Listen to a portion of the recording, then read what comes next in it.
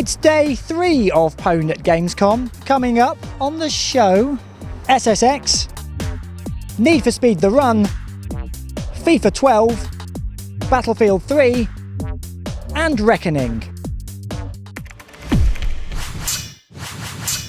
First up today, Star Wars, the Old Republic, you're my only hope.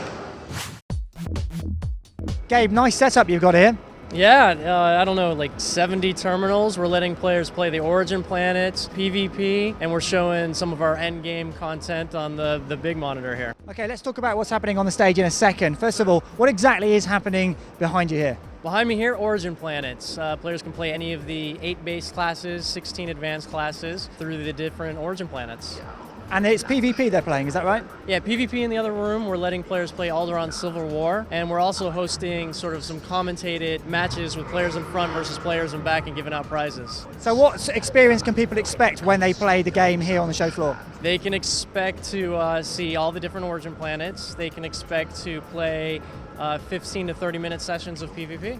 That's a good bit of time on the game, really, considering it's an exclusive for them. Absolutely. So when you're playing the end game games and the operations, teamwork is a big factor, isn't it?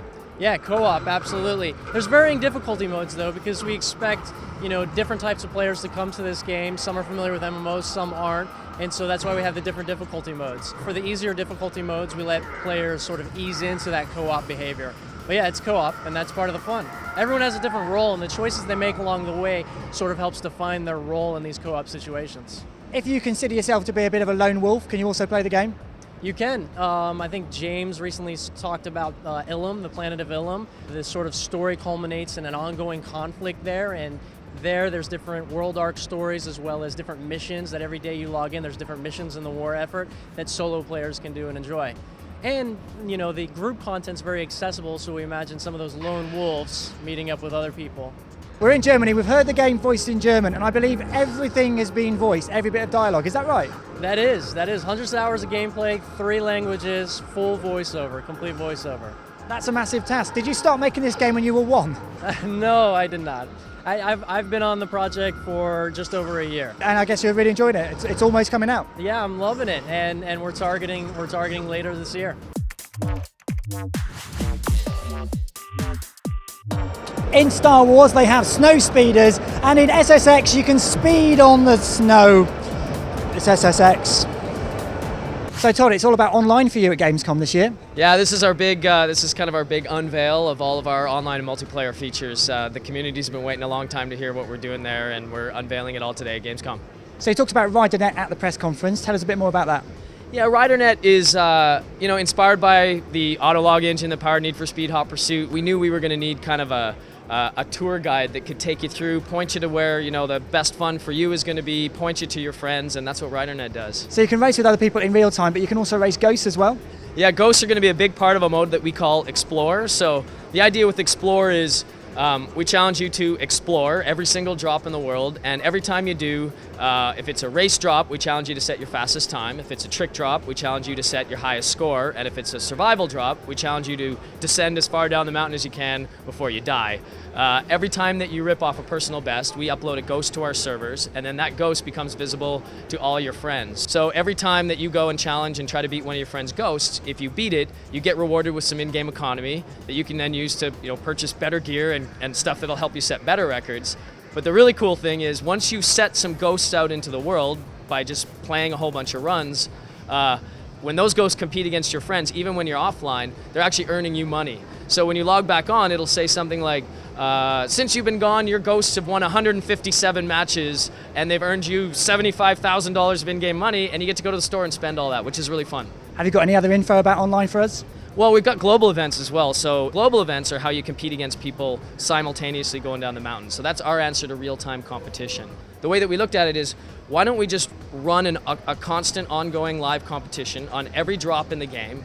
We'll set all kinds of different win conditions. It could be race, tricks, survive. We'll set different time limits. It could be, single run top to bottom that you would expect in a game like this. But then also, 30 minutes. Who can set the fastest time in the next 30 minutes? When time runs out, we look at the leaderboard. Everybody gets awarded something based on how they placed, and then it starts all over again. Online play does sound fun. It's probably the most fun you can have without travel insurance. Yeah, I mean, that was our goal. We wanted to make it really fun and really easy, and more than anything else, we just wanted to find a way to make friends be right at the absolute heart of this game, and competition with friends as easy and accessible as possible. And I think we've done that, and I think we're really going to redefine social competition. In SSX, you're riding on the tip of avalanches, but in Need for Speed The Run, you're racing through them. I'd hate to see this guy's insurance premium.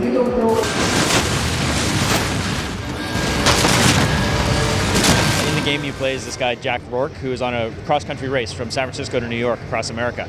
And in the Colorado level, what happens is the road is closed for blasting, essentially, which happens commonly in these high snow-packed areas. But Jack is forced into a race on this closed road, and then the avalanche blasting begins. So it's definitely a very kind of adrenaline-filled, high-action racing moment in the game. So I guess you're going to face that danger and more dangers throughout your race from San Francisco to New York. Yeah, the idea is that we wanted to recreate sort of the feeling of a Hollywood blockbuster story, which obviously we're a racing game first and foremost, and 90% of the game is just about racing. But every once in a while we wanted to throw in sort of a memorable, type of moment, avalanche being one of them. We had the action level in Chicago that we showed off at E3 this year, and there'll be other elements where we have environmental effects beyond the avalanche. We have things where dust storms come in and make life difficult for you. We'll have moments where the cops are chasing you. So the idea is that we wanted to kind of have a racing game that has a little bit more motivation behind it from time to time. And moving to Frostbite 2 as we did has incredible audio tools within there. I mean, a Battlefield, obviously people know how that game sounds. So that allows us to integrate that technology in a way that gives us an amazing experience. So what inspired the trip from San Francisco to New York? Were you trying to recreate your own road movie?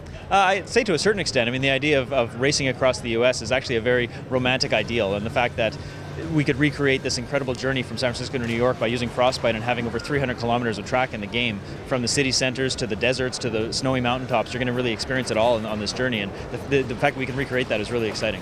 And does the music change dynamically depending on where you are in the country? Well, we wanted to have a very kind of Hollywood feel to this. We've hired a composer named Brian Tyler, who's done some great films like Fast 5 and Battle of Los Angeles, and want to make sure that the music suits the tone of the race that you're in. So when you're being chased by the cops, it's obviously a much higher adrenaline experience. The avalanche levels, you see the music there is really, really evocative. So we want to make sure that we're delivering that experience as much as we can. So yeah, you'll see it change from time to time.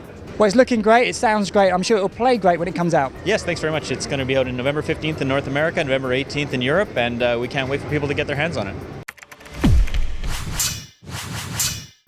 If you play football, you'll have a need for speed, or you can just relax on the sofa and play it. I chatted to friend of the show, David Rutter, to get the latest info on the award-winning FIFA 12. First of all, David, congratulations on your Best Console Game of GamesCom 2011 award. Thank you very much. It's just here, literally. I am very, very proud of the team back in Vancouver for winning that. They really deserve it. Now, you made some announcements at the press conference. First of all, the demo is out soon. Yeah, that's on the 13th. As this is a UK show, I'm sure people will be pleased that Arsenal and Man City are on there as well. So. Now, let's talk about Ultimate Team. That's for the first time available on the disc in the box, is that right? That's right. So from the minute that you put your disc into the drive this year, you'll be able to start playing that. But if you're impatient, as many people probably are, you can actually go onto easportsfootball.com and start building your Ultimate Team from the 20th, so a week or so ahead of launch. It's been a long road for you. The game's almost out. So what happens next? We're almost there. It's kind of a hard road still to go, but I'll be flying back to Vancouver on Saturday. And then straight back into the office with the lads to put the finishing touches to it. What final tweaks are you making? Fixing bugs, things that annoy us, making sure that everything works really, really well. We're still doing kits, we're still doing boots, we're still doing balls, we're still doing hair, rank play, friendly matches, the whole thing really. And of course FIFA 12 is available on EA Sports Season Ticket? Yeah, for 360 owners in the UK and in Europe, you'll be able to get Season Ticket, download FIFA 3 days before launch to get a bit of a head start on your game. You'll be able to continue that progress into the main game as well, which is pretty cool. And for people who like Ultimate Team, obviously there's going to be a discount on buying any of the packs. and Creation Centre on the web. We've got a bunch of premium content that will be unlocked by season ticket too. But if you don't have season ticket, you can actually buy the unlocks for Creation Centre anyway. So we're looking forward to getting feedback from those guys that get the game early, so we can play them online before anyone else. Now, David, I know there's scores of journalists outside waiting to have a look at FIFA 12, but fancy a game? Sure. I'm not sure we've got much time, so we'll have to make it quick. Okay, let's do it. Cool. If you're counting, we're 10 minutes and 11 seconds into the show, and now it's time for Battlefield 3. Soon we're talking 64-player multiplayer on PC, but first up, I caught up with Patrick Liu to find out how he felt about Battlefield 3 winning Game of the Show. So you're holding the award at the moment. Here it is, Gamescom Award 2011, best game of Gamescom. Where's this award going to go now? I'm gonna store it in my room for now, and then I'm gonna bring it back to the team, and they so deserve this. They've been, I can't say it enough that they've been working so hard, and I'm so proud of what they've been doing. Nicholas, we meet again in the PC multiplayer area, and that's quite a queue outside. Apparently it's like 7 hours or something ridiculous like that. Yeah, it's crazy to see it going around the booth and people waiting. So what can they play here today in the PC area? Today we're showing the 64-player multiplayer on PC in our booth, and as you can see, people around here are having a good time and trying out the game. So the jets are back? Yeah, so what's new with the jets in BF3 is that they are customizable. You get to choose different loadouts depending on what you want to do. If you're a dogfighter, you only choose dogfighting weaponry and so on, and countermeasures, but also you have these smart weapons that you can use to take out ground targets. It's all up to how you want to be a pilot and how you want to help the team. And if you want to pilot the helicopters, what choices do you have there? You can customize your gunner position and your pilot position, and defensive measures and offensive weaponry there as well, and radars. What sort of ground vehicles do you have in the game to play with today? Is everything completely open, or have you chosen specific ground vehicles? We have every ground vehicle represented here. We have the fast transport vehicles, as well as the armored transports, the mobile anti-air, infantry fighting vehicles as well. And what sort of loadout can people choose before they go into battle? We're calling it Play It Your Way, because you can customize your favorite weapon to be that type of gun that you want it to be. So if you want the mid-range, or you want the short range, you want the power, you want accuracy, you can tweak your weapon through the accessories to fit what your style needs. Now there's not long to go before the game's out. Is there anything left to do in the game? Are you still polishing? Yeah, we're polishing, making sure we get everything together and working and getting ready for release. And are you using feedback from things such as these events, like from playtests? Yes, and of course we have the open beta coming up very soon, which will give us just that last vital feedback as well. Nicholas, thanks a lot. I'll let you get back to supervising all these gamers having a go on your game. Thank you.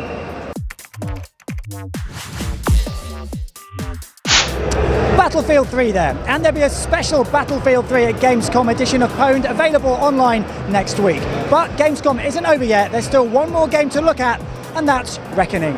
So Sean, I can see some cards in your hand which you're giving away at the conference. What are those about?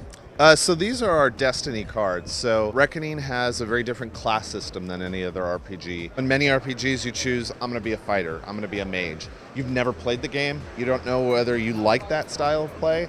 You get 15 hours in and you realize you don't like the style of play, you got to start over with a different class. I've had that before. Yes. Basically you just choose the style of play that you want. The game then starts recognizing what you're building. Say you're putting some points into might and then some points into sorcery, it might start calling you a battle mage. So how many character classes do you have? We have 40 destinies in the game, so these are all different mixes of classes.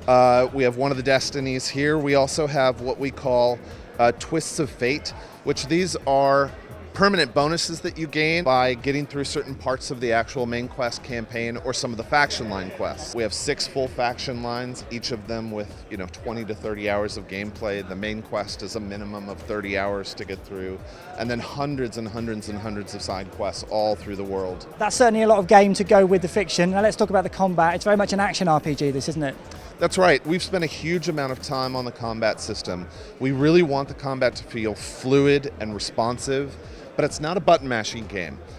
Your success is not based upon how quickly you can hit the buttons or memorize combos. It really is based upon your ability choices, the weapons that you outfit your character with. It's like, which enemies do I lock down with an ice spell? Which ones do, I use my harpoon to pull in close if I'm a warrior. So it's really playing on that kind of strategy level of RPG combat that you want, but it's fast and fluid and incredibly responsive. Sounds great. And on Tuesday, Ken Ralston announced the game's release date, which is? It's February 10th, 2012 on PC, Xbox 360, and PS3. Well, that's it for our 3 daily shows at Gamescom. Thanks for watching. Now, don't forget, next week we've got a special compilation show featuring all the games we featured in the last 3 days, plus some exclusive new content, including a preview of Secret World. We've also got a Battlefield Gamescom special for you as well. Until next week, ta-ta.